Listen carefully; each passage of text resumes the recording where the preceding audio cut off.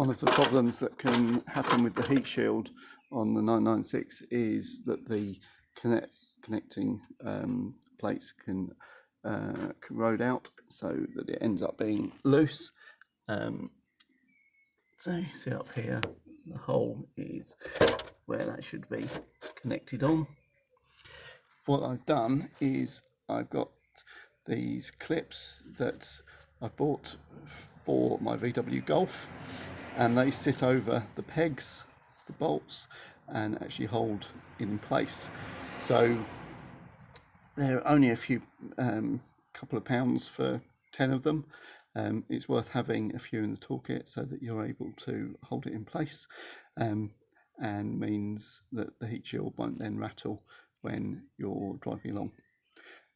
So literally they just push onto the bolts and will hold it in place.